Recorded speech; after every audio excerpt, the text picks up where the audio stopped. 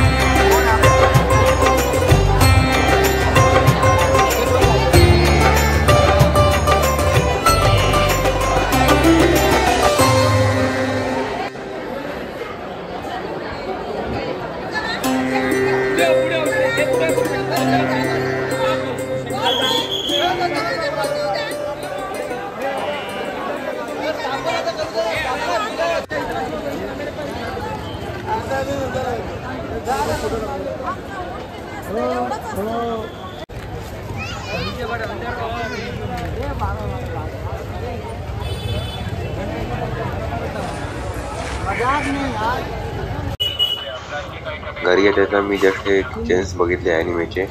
तर मी जस्ट इकडे प्राईस विचारली किचन्सची, तर हे कटानाच 100 रुपीज. आणि हे जे स्पिनर आहे किचनचं हे 120 रुपीज. तर मंडळी जस्ट आता आपण देवी बघून आलेलो आहे. आणि जेव्हा मी गेलो तेव्हा एका शिंदे साहेब आलेले आणि जस्ट तिकडे देवीचं स्थापन वगैरे झालेलं आणि देवीचं पूजन वगैरे ते अजून सगळं काही बाकी होतं. तर ते आता मला वाटतं बहुतेक चालू असेल देवीचं पूजन वगैरे. हा बॅकग्राऊंड थोडा इग्नोर करा, ॲक्च्युली हा पावसासाठी बांधलेला आहे.